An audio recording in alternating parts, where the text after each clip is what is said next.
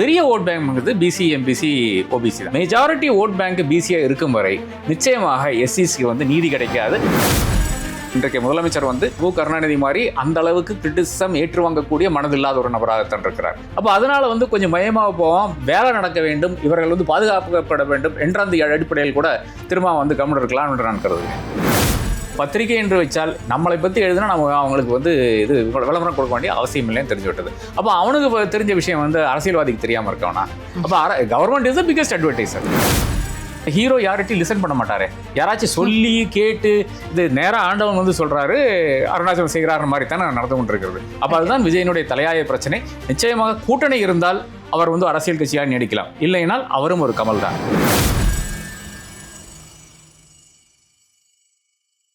Think politics நேயர்களுக்கு வணக்கம். நான் உங்க நிவேதிதா சந்திரசேகர். இன்னைக்கு நம்ம கூட நேர்காணலுக்காக மூத்த பத்திரிகையாளர் டாக்டர் ராதாகிருஷ்ணன் நம்மளோட அரங்கத்தில் இணைஞ்சிருக்காரு. அவரை வரவேற்கலாம். வணக்கம் சார். வணக்கம். எப்படி இருக்கீங்க?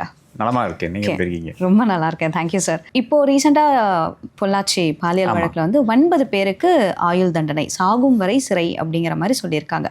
இந்த தீர்ப்பானது அந்த கேஸை ஃபைல் பண்ண அந்த பெண்ணுக்கான ஒரு நீதி அப்படின்னு சொல்றாங்க. உங்களுடைய பாயிண்ட் ஆஃப் வியூல நீங்க இதை எப்படி பாக்குறீங்க? இதுவரை தமிழகம் காணாத ஒரு ஷாக்கிங்கான ஒரு விஷயம். இது ஒரு பெண்ணினுடைய ரேப்போ, I am not trying to belittle one rape, but ஒரு கும்பலாக சேர்ந்து பெண்களை ட்ராப் பண்ணிட்டு ஏறத்தாழ ஒரு பிஸ்னஸ் மாதிரி நடத்தி கொண்டிருந்த ஒரு விஷயம்.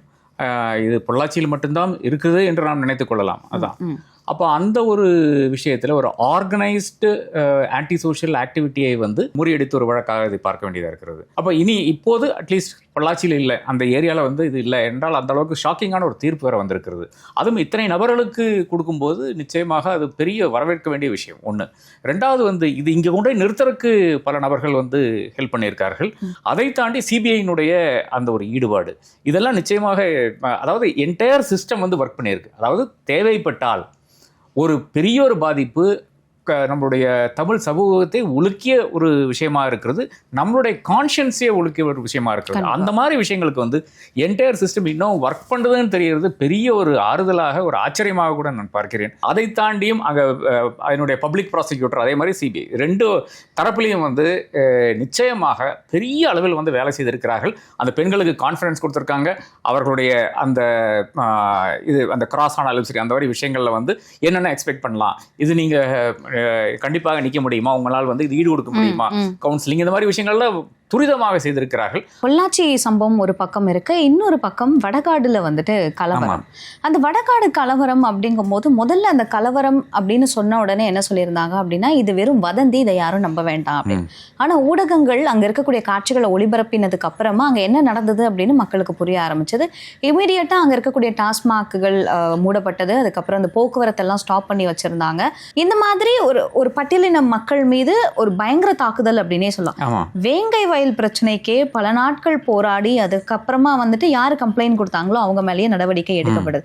இப்போ இந்த மாதிரியான ஒரு சம்பவத்துக்கு பெருசா ஒரு ரியாக்ஷனே இல்ல ஆளும் அரசு கிட்ட இருந்து அப்படின்னு ஒரு குற்றச்சாட்டு முன்வைக்கப்படுது. இதை நீங்க எப்படி பாக்குறீங்க? தொடர்ந்து இந்த மாதிரி பிரச்சனைகள், அதாவது எங்க ஒரு மாரியம்மன் கோயிலோ இல்லை என்றால் ஏதாவது இந்த மாதிரி ஏதாச்சும் ஒரு விழா இருக்கிறதோ, ஒரு விழா எடுக்கக்கூடிய அந்த வாய்ப்புகள் இருக்கிறதோ, சிவகங்கையில் நான் பார்த்துக்கொண்டதாக இருந்தோம்.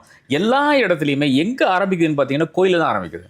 கோயிலில் ஏன் ஆரம்பிக்குதுன்னு பார்த்தீங்கன்னா, நீ வெளியே நிற்க வேண்டியவன், நான் தான் உள்ளே போக வேண்டியவன் என்ற அந்த எம்பிசி எஸ்சி, அந்த எம்பிசி எஸ்சியினுடைய அந்த ஒரு ஃப்ரிக்ஷன் இன்றைக்கும் தமிழ்நாட்டில் எல்லா இடத்துலையும் இருந்து கொண்டே தான் இருக்கிறது.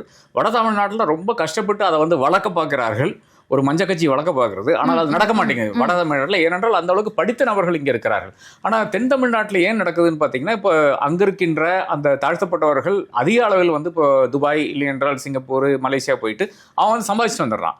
இங்கே இருக்கின்ற எம்பிசிகள் அந்த அளவுக்கு சம்பாத்தியம் இல்லாதனால அவர்கள் இவன் பைக்கில் போகும்போது இல்லைனா காரில் போகும்போது ஒரு ஜெலசி சாதாரணமாக கிரியேட் ஆகுது. நான் ஒரு பாப் ஹிஸ்ட்ரி இல்லைன்னா பாப் சோஷியாலஜின்னு சொல்கிறேன். ஆனால் அதை தாண்டியும் பல பிரச்சனைகள் இருக்குது. ஒவ்வொரு ஊராக பல பிரச்சனைகள் இருக்கிறது. ஆனால் அதனுடைய அடிப்படை என்னவென்றால் எஸ்சி மக்கள் மேலே வரக்கூடாதுங்கிற அந்த ஒரே ஒரு இதுதான். ஏன் ஸ்கூலில் போகிற பசங்களுக்கு நீங்கள் மஞ்சியும் நீலையெல்லாம் கட்டி விடணும், கையில் அந்த கயிறு எதுக்கு கட்டி விடணும் எனக்கு புரிய மாட்டேங்குது. அது வட தமிழ்நாட்டில் மிக பரவலாக இப்போவும் நடந்து கொண்டிருக்கிறது. அப்போ இதெல்லாம் சாதியினுடைய அடையாளமாக இருக்கும் வரை நிச்சயமாக இந்த பிரச்சனைகள் இருக்கும். அது பள்ளிக்கல்வியிலிருந்து ஆரம்பித்து கொண்டு அனைவரும் அதுக்கு பல விஷயங்கள் செய்ய வேண்டும். அது ஆட்சியாளர்களால் முடியாது. ஏனென்றால் ஓட் பேங்க் எங்க இருக்குன்னு பாத்தீங்கன்னா பெரிய vote bank BC MBC OBC தான். இவர்கள் தான் ஓட் பேங்க்.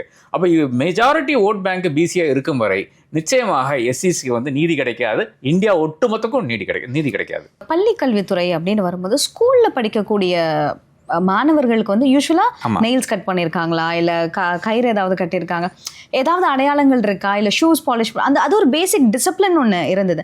ஆனா இப்போ எனக்கு தெரிஞ்ச ரீசன்ட் ஃபியூ இயர்ஸா தான் வந்து இந்த கயிறு கட்டுறது, இந்த புக்ஸுக்குள்ள வந்து கத்தியை வச்சு கொண்டு போறது, டீச்சர்ஸ் ஏதாவது கேட்டா கத்தி எடுத்து குத்துறது, அவங்கள தாக்குறது, இந்த மாதிரியான தைரியம் மாணவர்களுக்கு எங்கிருந்து வருது? பள்ளி கல்வித்துறை அவ்வளவு மோசமா செயல்படுதா என்ன? சமூகத்தை சீர்திருத்த வேண்டும் என்றால் இங்க பிள்ளைகள் இருந்து ஆரம்பிக்கணும். ஆனா அது அவர்களை பிள்ளைகளுக்கு கற்றுக் கொடுக்கின்ற அந்த டீச்சர்ஸ்களை வந்து அவர்களும் இதுக்கு உடந்தையா இருந்தால் என்ன பண்றது என்ற அந்த கேள்வி இருக்கிறது. அவர்களுக்கு யார் டைரக்ஷன் கொடுக்கணும், இல்லை என்றால் யாரை கண்காணிக்கணும்னு பார்த்தீங்கன்னா அங்கே இருக்கின்ற டிஇஓ சிஇஓ இந்த மாதிரி நபர்கள் தான். அப்போ சிஇஓக்கு டிஇஓக்கும் இதற்கான அதிகாரங்கள் இருக்கா? அவர்களும் வந்து அரசியல்வாதிகளாக மாறிவிட்டார்கள். இந்த கேள்விகள் நிச்சயமா இருக்குது. பள்ளிக்குள்ள கல்வித்துறை ஹேஸ் டு இன்ட்ரோஸ்பெக்ட். அது அன்பில் மகேஷ் தான் செய்ய வேண்டும். அது எந்த அளவுக்கு செய்கிறார்கள் எனக்கு தெரியாது. எலெக்ஷன் அப்படின்னு வந்துட்டா இந்த ஜாதி எந்த ஜாதியா இருந்தாலும் பரவாயில்ல, அவர்களுடைய இல்லங்களுக்கு கூட போயிட்டு தண்ணீர் குடிக்கிறது சரி, உட்காந்து சாப்பாடு சாப்பிட சரி, இந்த மாதிரியான ஒரு டான்ட்ரம்ஸ், ஒரு ட்ரமாட்டைசேஷன், இது எல்லாமே இருக்கு. அதை நம்ம பார்த்துக்கிட்டே தான் இருக்கோம். ஆனா அவங்களுக்கு ஒரு பிரச்சனை அப்படின்னு வரும்போது அந்த மக்களுக்காக இருக்கக்கூடிய கட்சி தலைவர்கள் கூட குரல் கொடுப்பது இல்லை அப்படின்னு ஒரு விஷயம் இருக்கு. டு பி வெரி ஃப்ராங்க், இப்போ இவ்வளோ கலவரங்களுக்கு நடுவுலுமே வந்துட்டு ஆளும் திமுக அரசினுடைய கூட்டணியில இருக்கக்கூடிய சிறுத்தைகளுடைய தலைவர் தொல் திருமாவளவன் அவர்களே வந்துட்டு இதை பத்தி எதுவுமே பேசல. அப்படிங்கும் போது அப்போ நீங்க உங்களுடைய மக்களுக்காக அரசியல் பண்றீங்களா, இல்ல அதிகாரத்துக்காக அரசியல் பண்றீங்களா, எப்படி எடுத்துக்கிறது? இல்ல அதுல ஒரு பெரிய ஒரு டைலமாவும் ஒரு கன்ஃபியூஷனும் இருக்கு. இதை பத்தி எல்லாம் பேசிவிட்டால் திமுக கூட்டணியில் வந்து பிரச்சனை வந்து விடுமோ, அதனால வந்து பிஜேபி வந்துடுமோ. மத ரீதியில் வந்து மனுஷர்களை பிளவுபடுத்துகின்ற ஒரு கட்சிக்கு வந்து இங்க இடம் கொடுக்க கூடாது. ஏனென்றால் மு.க. ஸ்டாலின் என்பவர் இன்றைக்கு முதலமைச்சர் வந்து மு. கருணாநிதி மாதிரி அந்த அளவுக்கு கிரிட்டிசிசம் ஏற்றுவாங்கக்கூடிய மனதில்லாத ஒரு நபராகத்தான் இருக்கிறார். கலைஞர் வந்து ரொம்ப டிஃபரெண்ட் ஆளு. அவர் வந்து சரி நீ பேசிட்டியா, அதுக்கு நான் ஒரு எதிர்வினை ஆட்டுறேன்னு சொல்லிட்டு அது எதிர்வினை ஆட்டுவார், இல்லைன்னா கூட்டி வச்சு பேசுவார். அந்த ஒரு அப்ரோச் வந்து டிஃப்ரெண்டாக இருக்கிறது இவர்கிட்ட. அப்போ அதனால வந்து கொஞ்சம் மயமாக போவோம், வேலை நடக்க வேண்டும், இவர்கள் வந்து பாதுகாக்கப்பட வேண்டும் என்ற அந்த அடிப்படையில் கூட திரும்ப வந்து கவனம் இருக்கலாம் என்று நான் கருதுகிறேன். இந்த 4 ஆண்டு காலமா வந்துட்டு அந்த மக்கள் மேல நடத்தக்கூடிய தாக்குதல்கள் அப்படிதான் பார்க்கப்படுது. ஏன்னா இவங்களுக்கு தெரிஞ்சேதான் இந்த தாக்குதல் எல்லாமே நடந்துகிட்டு இருக்கு. அப்படிங்கும் போது இப்ப எலெக்ஷன் நெருக்கத்துல அந்த மக்கள் எப்படி அவங்களுடைய வாக்குகளை உங்களுக்கு செலுத்துவாங்கங்கிற ஒரு நம்பிக்கையில இருக்காங்க. இல்ல அது ஓட் பேங்க் பாலிடிக்ஸ் தான். அதாவது நீங்க இப்போ கம்யூனிட்டி வைஸா வந்து இப்போ வந்து ஆர்கனைஸ் ஆயிடுச்சு. இங்க வந்து திருமாவை நம்பி ஒரு பெரிய ஒரு இது இருக்கிறது. திருமாவை வந்து இன்னைக்கு ஒரு நேஷனல் லெவல்ல வந்து ஒரு லீடர் ஆயிட்டாரு. ஓரளவுக்கு அவர் பல விஷயங்களை வந்து செய்து கொண்டிருக்கிறார். ஆனால் அதை தாண்டி அந்த சமூகத்துல சீர்திருத்தம் என்பதுல ஒரு பெரிய அளவில் வந்து திருமா செயல்படவில்லை என்றதுதான் அவர் மேல நான் வைக்கின்ற ஒரு குற்றச்சாட்டா இருக்கும். நிறைய விஷயங்கள் ஒருங்கிணைப்பு இல்லை என்றால் அந்த ஆர்கனைசேஷன் இதெல்லாம் தாராளமாக பண்ணியிருக்கிறார். போய் குரல் கொடுக்கறதுல நின்று இருக்கிறார். எனக்கு அவரை முன்னாடி அந்த கலவரங்கள் டைம்ல இந்த 96, 97 அந்த ரைட்ஸ் டைம்ல தான் தெரியும். அப்போ வந்து அவர் வந்து ஒரு டார்கெட்டா இருந்தார். இப்போ நெய்வேலியில் அவரை நான் சந்திச்சிருக்கேன். அவர் ஏறத்தாழ அண்டர் கிரவுண்ட்ல இருக்கிற மாதிரி தான் இருந்தார் அந்த சமயத்துல எல்லாம். அப்போ அந்த சமயத்துல இருந்து இப்போ பார்த்தீங்கன்னா டெஃபினெட்லி ஆர்கனைஸ்டு கம்யூனிட்டியா இருக்கிறது. டெஃபினெட்லி பல பசங்க வந்து பள்ளிக்கூடத்துக்கு போறாங்க. இன்னும் பல நபர்கள் வந்து போக வேண்டும் என்ற நிலை இருக்கிறது. ஆனால் அதை தாண்டி ஒரு ப்ரோக்ரஸ் இல்லை என்றால் அதை தாண்டி அந்த கம்யூனிட்டியை வந்து எந்த அளவுக்கு சீர்திருத்தம் பண்ண வேண்டும் அதை வந்து செய்யவில்லை. இது வந்து நீங்க கான்ட்ராஸ்ட் பண்ணீங்கன்னா முஸ்லீம் கம்யூனிட்டியில் பார்த்தீங்கன்னா முஸ்லீம்களை வந்து நீங்க ஹைதராபாத்தில் செல்லுங்க, இல்லை என்றால் மலப்புரத்தில் சில பாக்கெட்ஸில் செல்லுங்க, இல்லை என்றால் பாம்பேக்கு செல்லுங்க. நார்த் இந்தியாவில் எல்லாமே கெட்டோஸ்ல தான் இன்னும் இருக்கிறாங்க. இஸ்லாமிய மக்கள் வந்து இன்னும் கெட்டோஸ்ல இருக்காங்க. அந்த சமூகத்தினுடைய தலைவர்கள் வந்து அவர்களை படிக்கவோ இல்லை என்றால் கல்ச்சரலாக அட்வான்ஸ் பண்றதுக்கோ வந்து அவர்கள் வந்து அந்த ஆப்பர்ச்சுனிட்டியை வழங்கவில்லை. அவர்கள் தான் வழங்க வேண்டும். தலைவர்கள் தான் இந்த இவர்களை வந்து வழிநடத்த வேண்டும். அந்த அளவுக்கு வந்து எந்த அளவுக்கு செய்ய முடியுமோ அந்த அளவுக்கு திரும்ப செய்திருக்கிறார் என்றுதான் உண்மை நிலையா இருக்கிறது. அவருக்கு அந்த அளவுக்கு பக்கபலமாக நபர்கள் இல்லை என்றது அடுத்த விஷயம். அதிமுக இப்போ இருக்கிற நிலையில் வந்து பாக்கி இருக்கின்ற கட்சிகளோடு, பாஜக தவிர இருக்கின்ற கட்சிகளோடு ஒரு கூட்டணியானது, பாமக ஆனாலும் சரி, விஜயனுடைய கட்சியானாலும் சரி, எல்லாம் ஒன்றாக நின்னாலே தாராளமாக அதிகாரத்துக்கு வந்து விடலாம் என்று நான் கருதுகிறேன். ஏனென்றால் இன்னைக்கு இருக்கின்ற சூழ்நிலையில் வந்து பாஜக எதிர்ப்பு என்பது எங்கன்னு பார்த்தீங்கன்னா மைனாரிட்டிஸ் மத்தியில் தான்.